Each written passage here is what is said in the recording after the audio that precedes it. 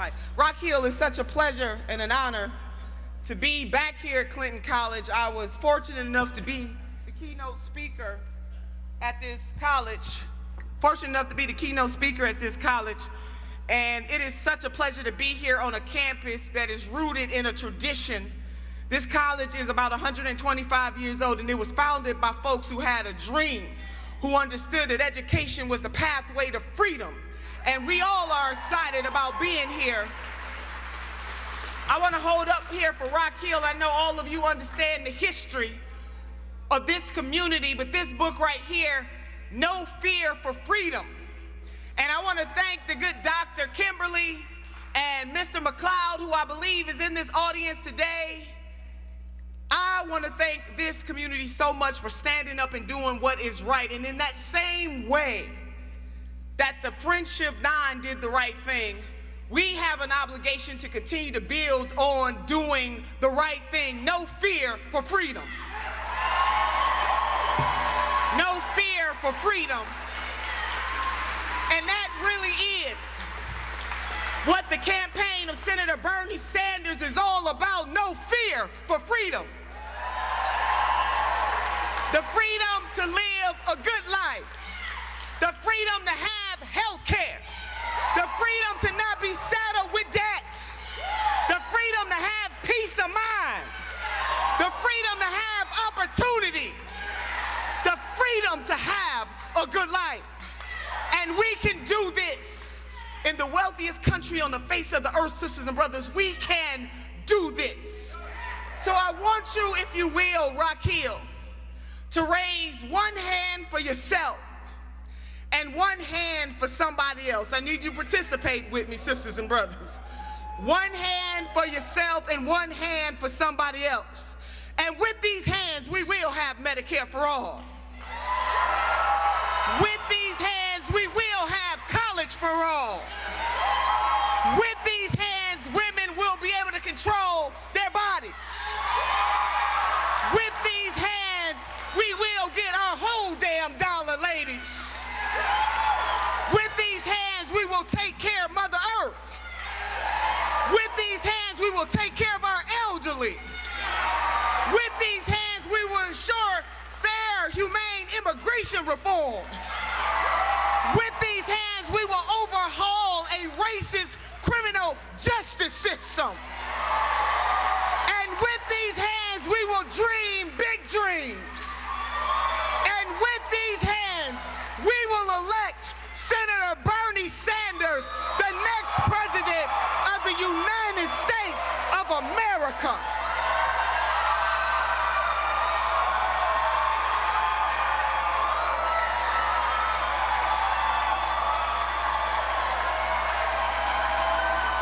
Whoa!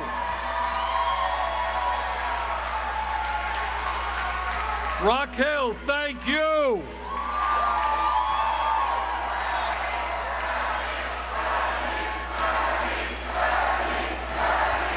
Thank you. Thank you. Please.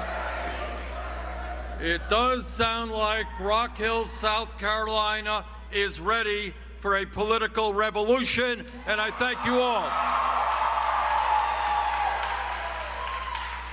Now, I love campaigning, but the only problem that I have is that I always have got to follow Nina Turner. And that's hard. And then you got Danny Glover there as well. So I want to thank Nina and Danny and Jim Thompson and Dr. McCorn for allowing us to use the campus of this great college. Thank you very much. What this campaign is about is a very profound concept. We just talked about it earlier today. Just had a meeting with some local folks, and somebody raised the issue of what we are entitled to. There it was, right. What we are entitled to as human beings in the wealthiest country on the history of the world. What are we entitled to? Now, I believe that what we must strive for is a government not based on racism, not based on sexism, not based on homophobia, not based on xenophobia, religion. In fact, what our campaign is about is exactly the opposite of what Trump is trying to do. He is trying to divide us up. Our campaign brings us together.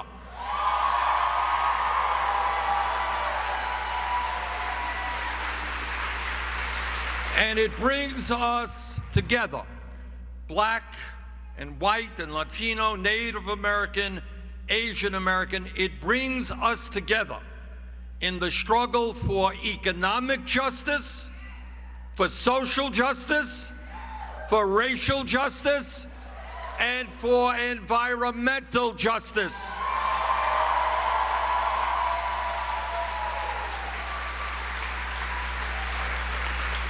It brings us together in the belief that the American people are entitled to an economy and a government which works for all of us, not just the 1%.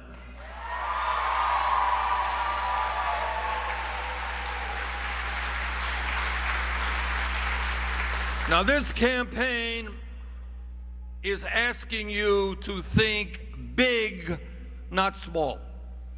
It is asking you to imagine the kind of country we can and must become. And it is also asking you to take a hard look at the country we are today and how we can do better. Now, I know I get criticized by a lot of people. All right. That's right. When you talk truth to power, you sometimes get criticized. So this afternoon, we are going to talk truth to power.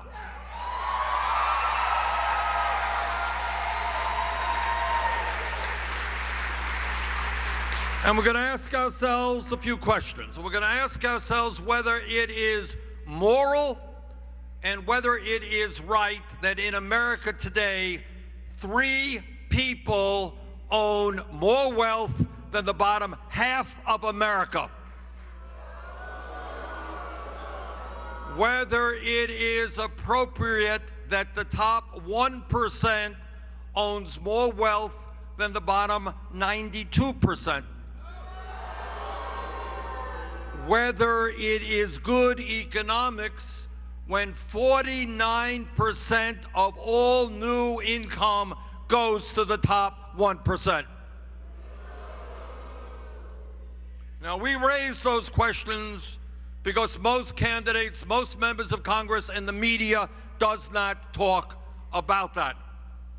So what we are about is creating an economy and a country that works for all. And what does that mean? Let's start off by taking a look at jobs and the economy. Right now in this great state, you got tens and tens and tens of thousands of workers earning a starvation wage. Now, 4 years ago, when I came here to South Carolina, I proposed something that everybody said was radical and extreme. I said that if you work 40 hours a week in the United States of America, you should not be living in poverty, that we have got to raise the minimum wage to a living wage.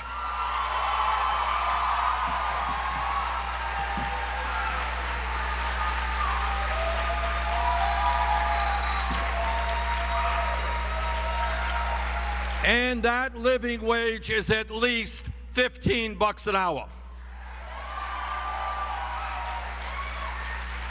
Now, 4 years ago, I was told that I was somewhat crazy for proposing an idea that would more than double the federal minimum wage. Well, you know what's happened since? Well, that crazy idea has now been adopted by 7 states in America.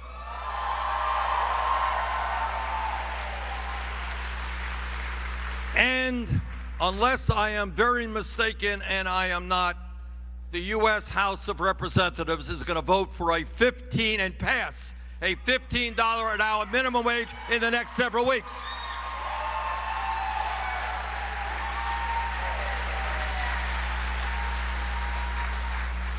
And I need you to tell your Republican senators here, when that bill comes from the House to the Senate, that people cannot live on $8 an hour or $9 an hour. They need to vote for a $15 an hour minimum wage.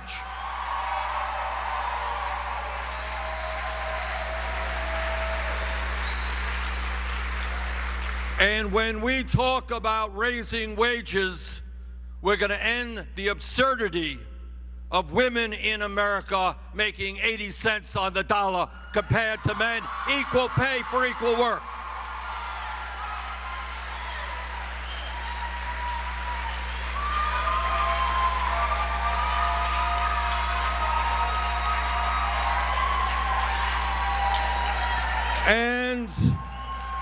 And when we talk about women's rights, let me be as clear as I can be. I believe that women have the constitutional right in this country to control their own bodies.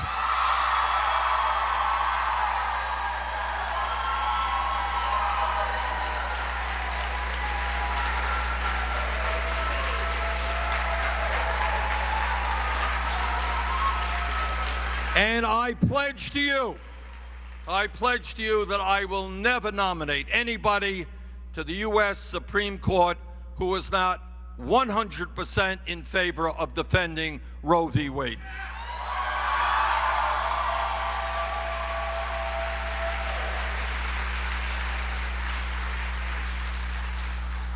Four years ago, when I came to South Carolina, I made another radical idea.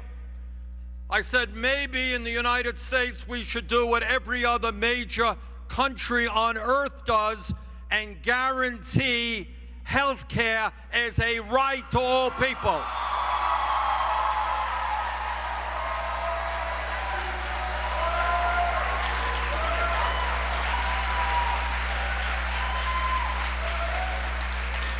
I am sick and tired of talking to doctors who tell me that patients walk into their offices too late because they have no health insurance or because they are underinsured with high deductibles and high copayments.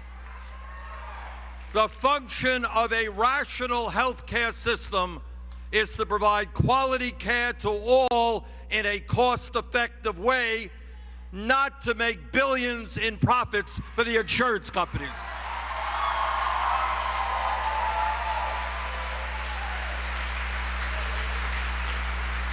And that is why together we will pass a Medicare for all single-payer program.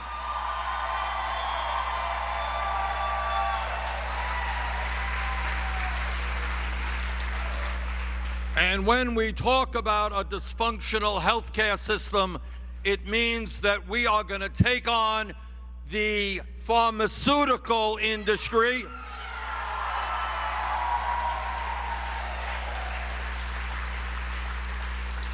The top 10 drug companies last year made $69 billion in profits, and millions of Americans cannot afford the medicine they need because we are forced to pay the highest prices in the world for prescription drugs. So we got news for the drug companies. They are going to stop ripping off the American people. We're going to cut drug costs in half,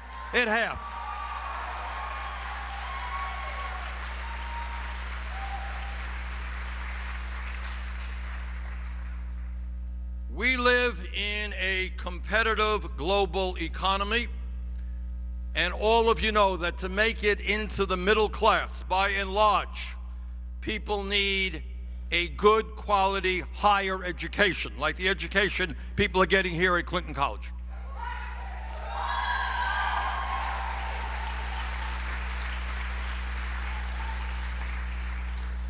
And yet, despite that reality, we got hundreds of thousands of bright young people who cannot afford to go to college or get the training they need to go out and get a good-paying job. Now, the truth is, 50 or 60 years ago, if you had a high school degree, the odds are that you can go out and make it into the middle class. But the world has changed, technology has changed, the economy has changed. And today, people need that higher education. And that is why I believe that we have got to make public colleges and universities tuition free.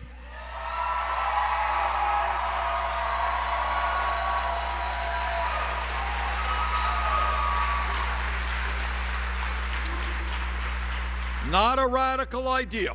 It exists in countries all over the world.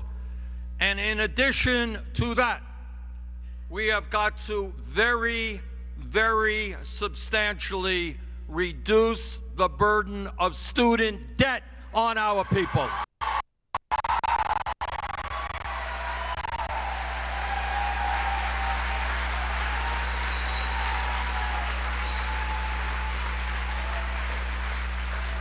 Tomorrow in Washington, I'm going to be making a big announcement on this, and I'm going to hold off till I make it tomorrow. But basically, this is what we're going to be saying. We're going to be saying that it is a little bit crazy for people to do what they have to do, which is to get a quality education and then find themselves in the absurd position of having to pay that debt off for decades. And some of those people, they can't afford to get married, they can't afford to have kids, they can't afford to buy their own home. Well, we are going to change that.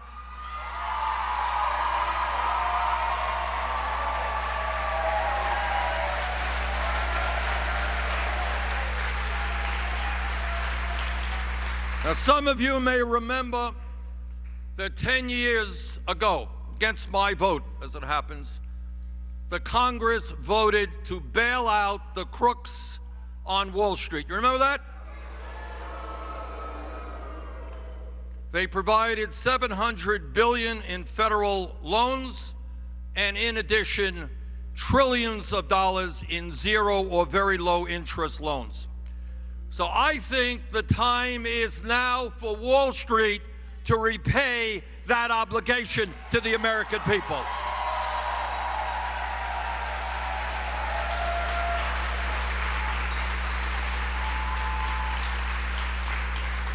If we could bail out Wall Street, we sure as hell can reduce student debt in this country.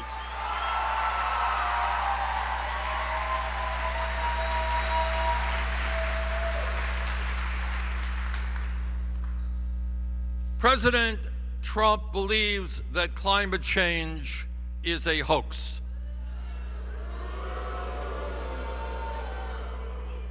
President Trump does not believe in science.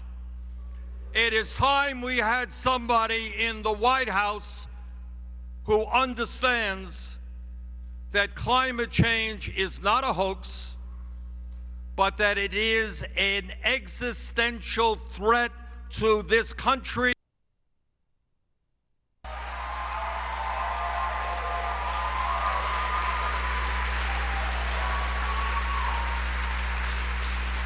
And it is time, long overdue, that we told the fossil fuel industry that they cannot continue through their carbon emissions to destroy this planet for short-term profits.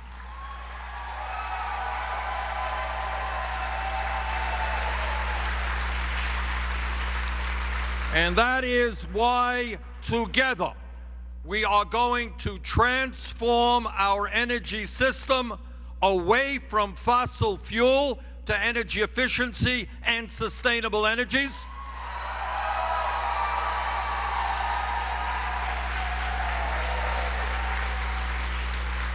And in the process, we are going to create millions of good-paying jobs.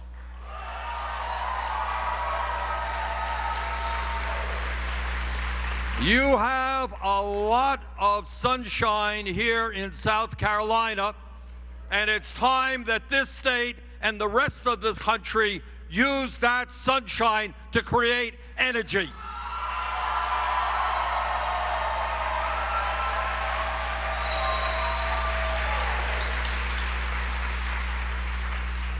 And when we talk about disparities in this country between the very rich and everybody else, we are also talking about racial disparities.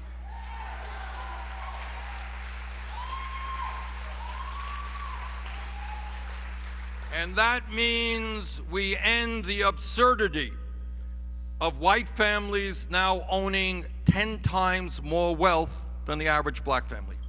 It means that we end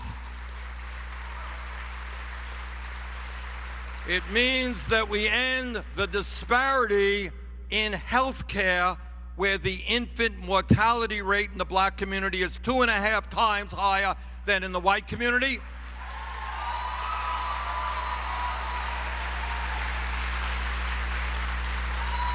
It means that we end the disparities in education, where black school districts are substantially underfunded.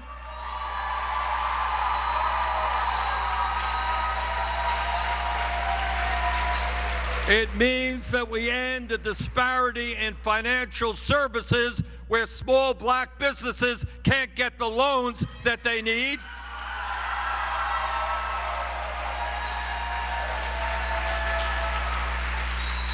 And it means that once and for all, we are going to reform a broken and racist criminal justice system.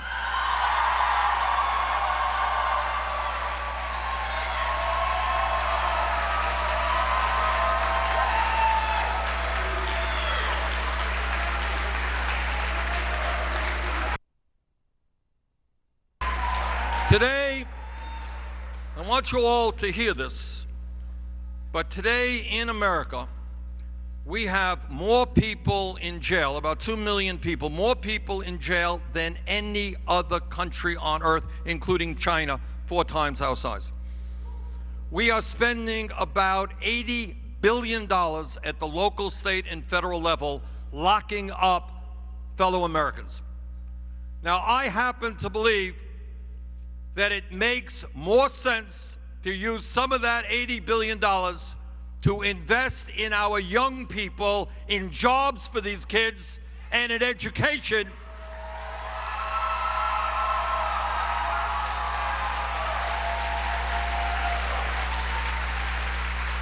Rather than building more jails and having more incarceration.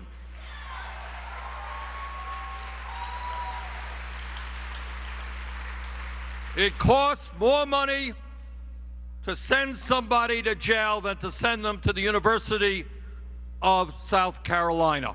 Let's get our priorities right. Let's educate, not incarcerate.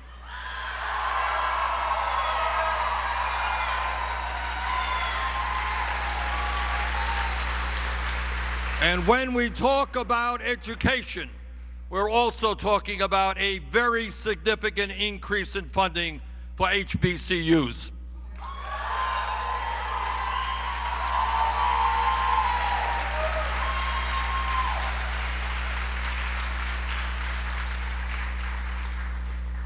And when we talk about criminal justice, I was here 4 years ago talking about criminal justice, and I said, you know what? I think that the time is right to end the so-called war on drugs.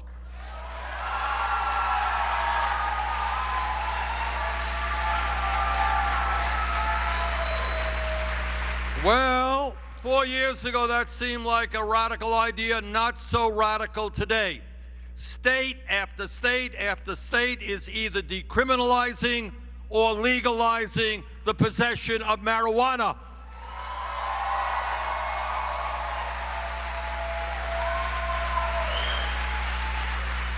And some communities are even going further and expunging the records of those arrested for the possession of marijuana.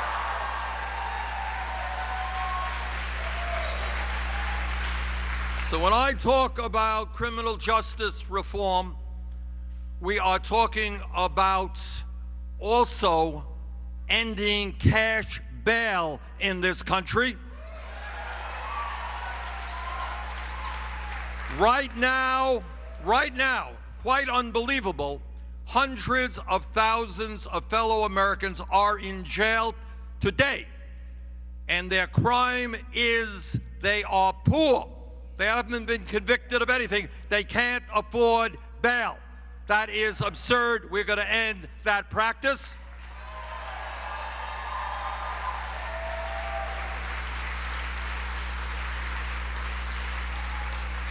And we are going to end private prisons and detention centers in this country.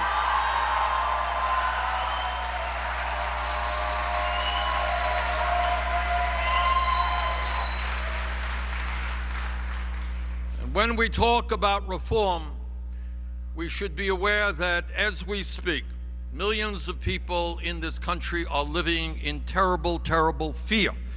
And those are the undocumented people. And in my view, instead of having a president who demonizes people because they came from abroad, people who are undocumented, we need to work together for comprehensive immigration reform and a path towards citizenship.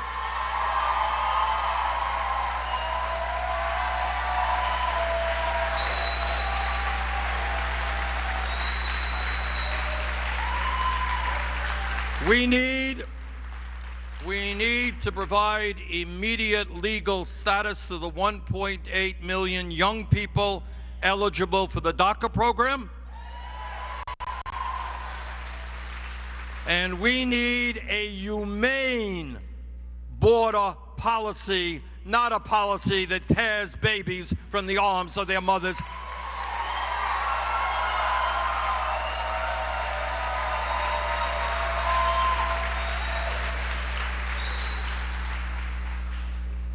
Now, my friends, you all know that we are living in an unprecedented moment in American history.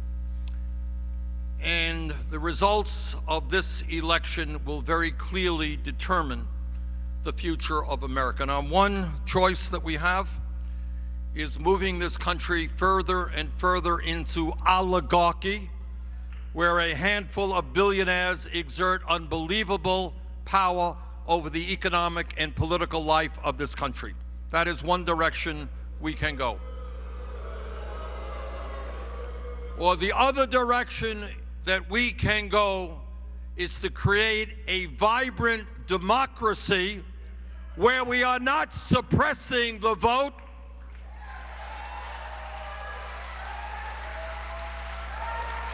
where we are not making it harder for people of color or poor people or young people to vote, but making it easier for people to vote.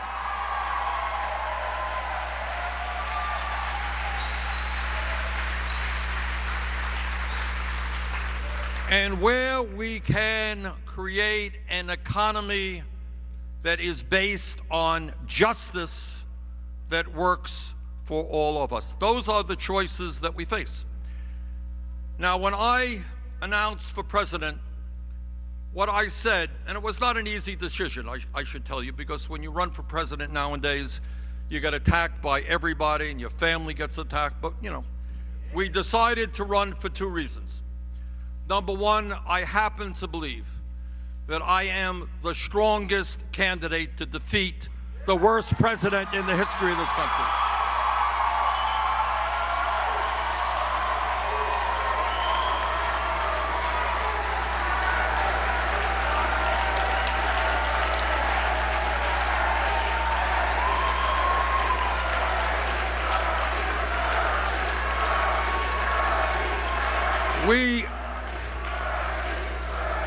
Every poll that has ever been done in the last year has us running ahead of Trump, and in recent weeks, those numbers are pretty significant. I believe that we can defeat Trump in battleground states like Michigan, Pennsylvania, Wisconsin. Recent polls had us ahead of him even in Florida and North Carolina.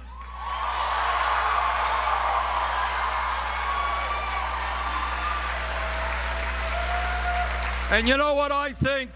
With your energy and your enthusiasm, I think we got a shot here in South Carolina.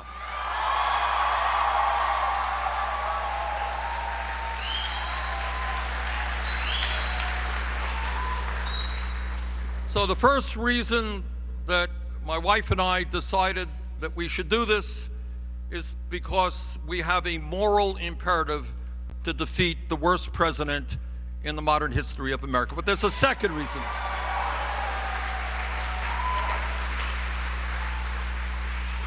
There is a second reason which goes beyond defeating Trump. It is the imperative to create a government and an economy that is based on justice.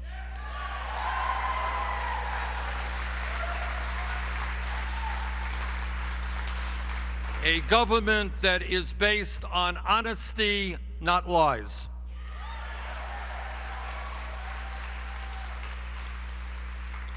But let me tell you something that I believe no other candidate will tell you, and there are a lot of good candidates running. I should tell you this, that many of the people running are personal friends of mine. They are decent and good people. And they know, by the way, what I know, is that whoever ends up winning this Democratic primary, all of us will rally around that person.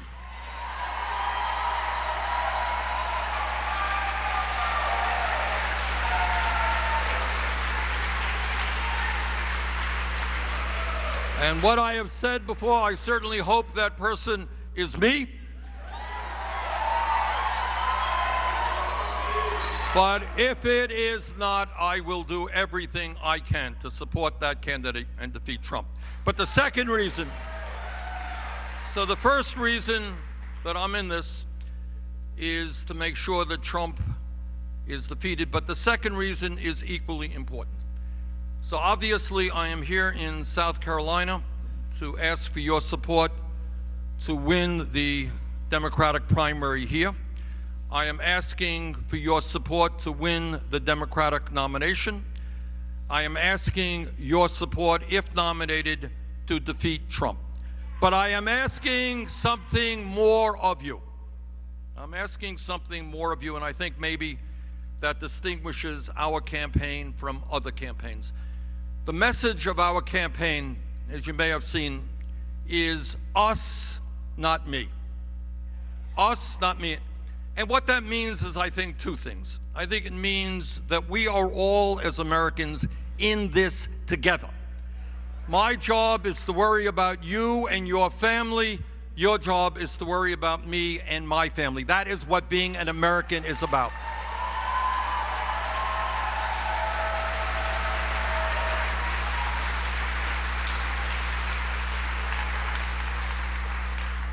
But the second thing that us, not me means is something very profound, which you're not going to see much on TV or in the media.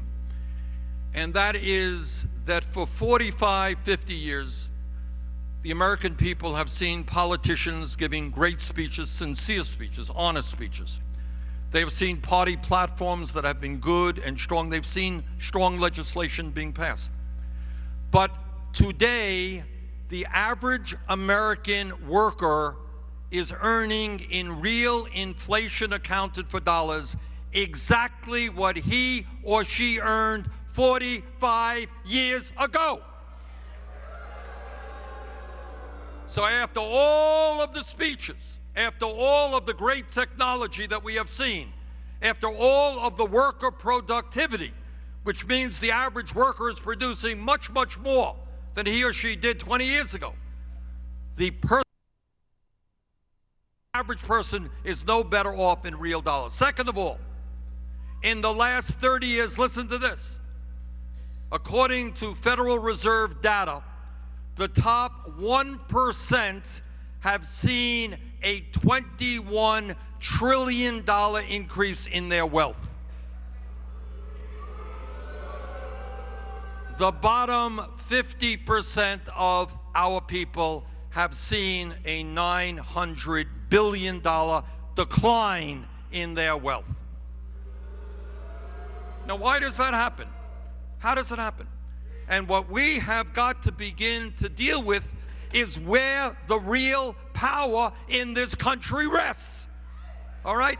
It's not that candidates are insincere when they come before. They want to do this and they want to do that, and they do. But somehow or another, it never happens. And it never happens because we have yet to deal with the power of Wall Street.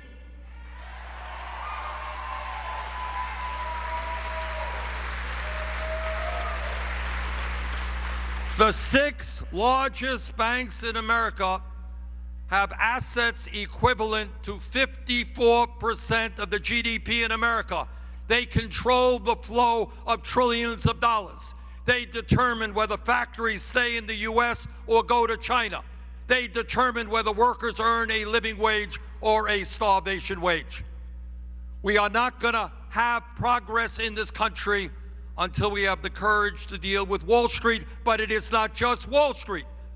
The American people understand that health care is a right. They know that the system today is dysfunctional when we spend twice as much per person on health care as do the people of any other country. We want Medicare for all, but in order to get that, we are going to have to take on the insurance companies and all of their monies and all of their power.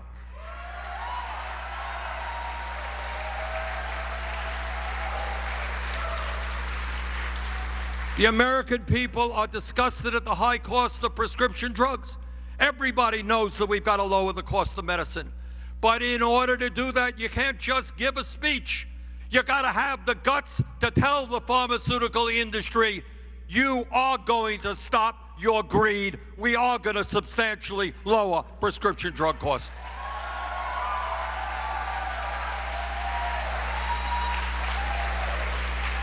And it's not good enough to give great speeches about the crisis in climate change.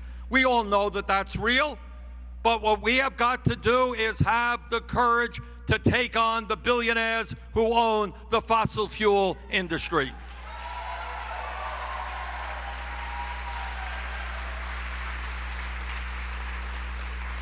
So what I am asking you for is your help, not just to win the nomination and to defeat Trump. I'm asking for your help in something beyond that. And that is to understand that real change in this country does not and never has happened unless millions of people at the grassroots level stand up and fight back and demand justice.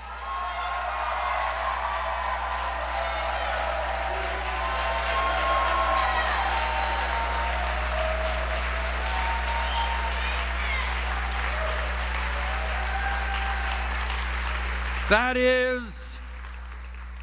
is the history of the labor movement. That is the history of the civil rights movement. That is the history of the women's movement. That is the history of the gay rights movement. Power never gives up their power voluntarily. Say, oh, I guess we should do the right thing and lower interest rates for consumers in this country. Fossil fuel industry is not going to say, oh yeah, climate change is real. I guess we got to go to energy efficiency and sustainable energy. That's not the way it happens or ever happens. Change happens when people have the courage to stand up to the powers that be.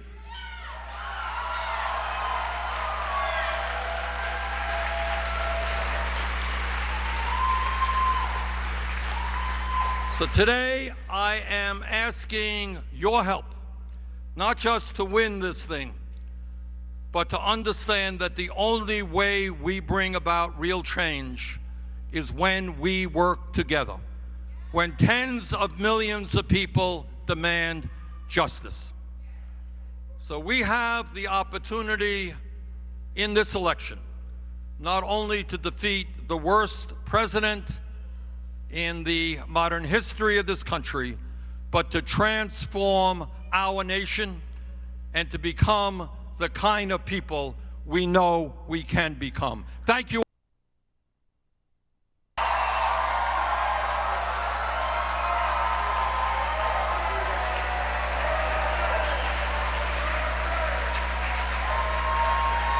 It's okay.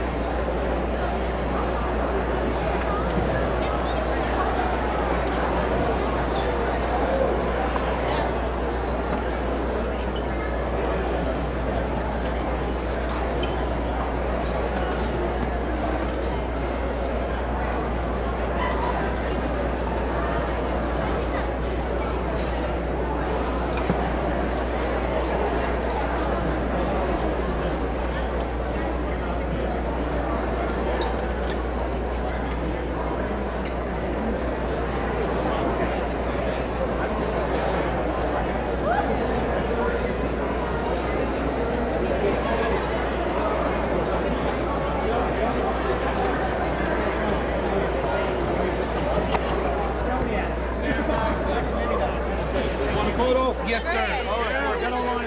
Okay, get online. I'm sorry. I'm after her. Okay. Right. Ladies, There we go. Yep, I need you. You are. Oh, okay. Sorry, need to take my 27.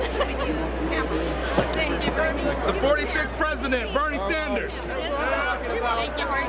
Thank you. Okay. Got it? Okay, come on in. I don't know Whose phone is that? Right. Okay, what? You got it? You get rid of it? Okay, Right there, yep. Okay. Trying to like. Now, Marie. Yep. There you go. Simplify. Yep. Please, Darren. Give me this right here. Yep, I need. You can do it. Okay, yep. Do it. Okay. Good. Okay. Okay, yep, give me 1 second. Thank you so much. Thank you so much. You do the pictures I got. Okay. Yep. You in? Oh, yeah. What's your phone, right? Man right here. Got it. Got Okay. it. Let me have your camera. Your phone. Okay, you've got it. Okay. You know one thing? I got one of them flips now. I'm trying to. All right. You want to do a selfie? Or you want me to take your phone? Okay, no worries. Okay. Good. Okay. I got you. Okay. There you go. Oh, thank you, thank you. Thank you. You got your shirt, Ken. You got a camera? I just want to say thank you, Senator. Thank you very much. Let me get your phone. You want to take a photo? Okay. Thank you. Come on in, young lady. Which yours? Come on in. Thank you. Okay. Yep. She's going to take it. Where are you guys? Okay, sweetheart. Let me get this baby first, Okay. please. Did you take one of hers? Yeah, doing it right now. Let her have a photo. Got it. Okay, come on in. Thank you, Senator. And then after got it. Yeah. Okay. If you want a picture, you want to take your phone out and have a camera. I don't know where. Somebody gonna take a picture? Okay. Right here. Okay. You got it? Got a couple, yes, sir. Okay, good. Got it. Senator, right over here. Yep. Can I get one, Mr. Sanders? Yep, you can, one at a time. On your other side right there. Yep. All right. Okay, 1, 2, 3. Here you go. Thank you. Right here, can I have his camera? Good. When you move up, Look this way. 1, 2, 3. Got it. Thank you. Can we take one picture? Yes. Who's got the camera? Okay. Who has the camera? Oh, you want to Okay, take let's a do picture? it. And I'll be You gotta do it. There you go. All right. There you go. You got it. Okay, good. All right, go. How you doing? Oh, that's my wife. Jump in, I'm getting the first. Got it. Okay. Right here, yep. Got a couple of friends coming with me. Okay. Thank you.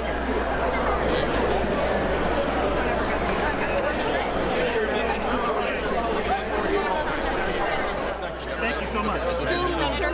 Yeah, 2 minutes. Sorry. Yeah. Thank you so much for all your Thank you. Thank you very much. Thank you. 2 minutes. 2 minutes. Senator, how you doing? Okay, then we gotta get to Voting for you. How you Yep. Do we? Yep. Yep. Is that right? I thought Yes. this plane was delayed, no? It's delayed, but like you have pictures outside too. Remember? I don't know what? You have pictures with volunteers and everything as well. All Yep. right. Yep. So you're sure that I only have 2 minutes? Yes, sir. Okay. We got a lot more people here than 2 minutes. Okay. Okay, let's do it. I'm so sorry. This is your You have to get as many. You're in the back, you still take the photo. Senator right here. Thank you, Senator. How about a handshake? Get it? No, sorry, one more. Look this way, look this way. Thank you, Senator. Okay. Just right behind you. Right behind you. All right, there Got you it? go. Okay. Why don't you go on that side? Good. Yep. There we go. Here you go, man. Thank you. Can I just tell you? Yep, do it quick. All right. Okay. You've giving me hope and you made me re-register with the Democratic Party. I just wanted to Thanks. Thank you very much. Hey, can you take our picture before you flip around?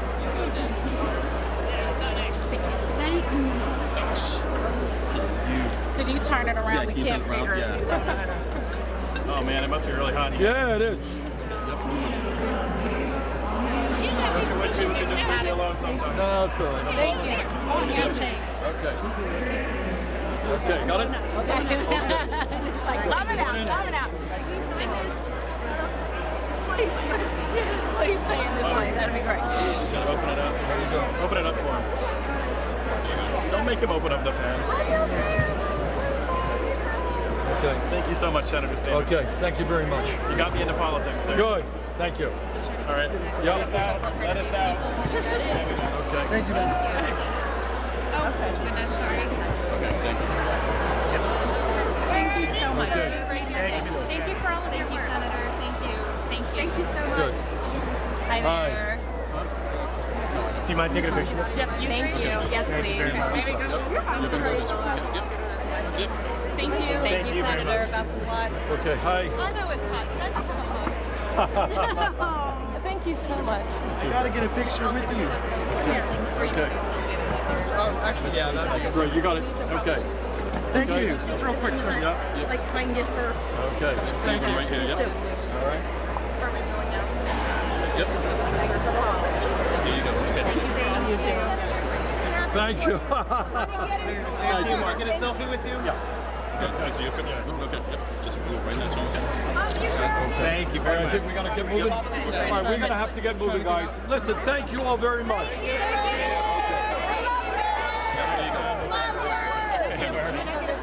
Very quickly, who's taking it? Oh, right. Okay. Send it. Yeah. Where are we going? All right. Thank you. Take it.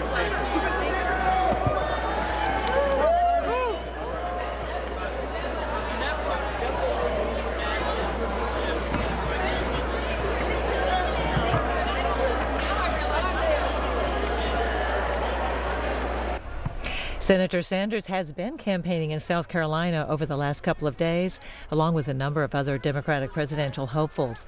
This morning, in an interview with CBS's Face the Nation, Senator Sanders criticized President Trump for heightening tensions with Iran, saying the president's strategy was, quote, like setting fire to a basket full of paper and then putting it out.